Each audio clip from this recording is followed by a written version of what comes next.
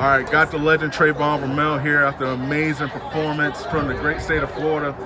I was going to save this for the end, but I want to know, because I had this debate yesterday. Yeah. Who's the fastest state when it comes? Who runs track and field? What state? I'm always say Florida. I tell people that Florida, I feel like, has always, I ain't gonna say always, because right now, you got a couple states that's doing their thing. But as far as like my class before, like you had myself, Marvin Bracey, Kendall Williams, all these guys, Kermit Whitfield, we've always led at the top of the 100.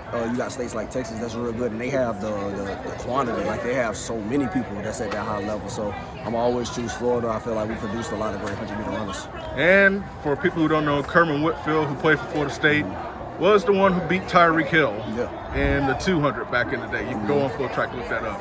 Man, beat him in the 100 too. What's that? Beat him in the 100 too. I was in that race. He did? Oh, God, I forgot about the 100. I know it was the 2. That was a crazy race, man. Your story of faith and resilience is inspiring, man, because for you, you just don't talk it, you live it. And I feel like in times of adversity, it gives you that opportunity. What have you learned about yourself throughout this journey, man? I'm not even gonna say just for myself, but what I think everybody should put forth effort of understanding when it comes to the faith, it's not just with lip service. And I think we've gotten too comfortable with just saying we're Christians or saying that we're believers but not living it out. It's easy to say, oh, I'm a Christian, but then you go against everything of the scriptures.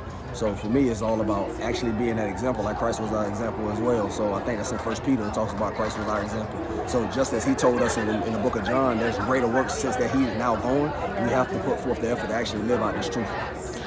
You ran 994 after 984. You're healthy, man. You've been through a lot, but you overcome. You stand up every day and you fight through the adversity. How does it feel to finally be on the right path once again? It always feels good. It's always an answer from the Lord to let me know that he's always there. He always will be there. Even in carnal things such as sports. Like we know that this thing is not faith or spiritual, but it's a blessing to see that he sees me doing the things that he needs me to do, and he's blessing me with the things of my own, like fleshly desires of running track or being the husband to my wife and so on and so forth. So things of this caliber, I'm always going to be happy and satisfied with regardless. How have you seen your journey impact people and how you've overcome things?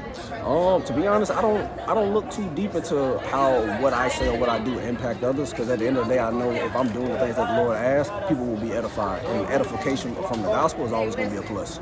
Definitely, man. How's the season going for you? Obviously, like I said, ran 994, 984 before, rounding into form, heading to the USA's, man. Oh yeah, no, I feel good. There's definitely some things that I want to fix and focus on, but that's just part of the journey.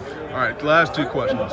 If you had to pick a superhero to describe who you are on the track, who you rolling with?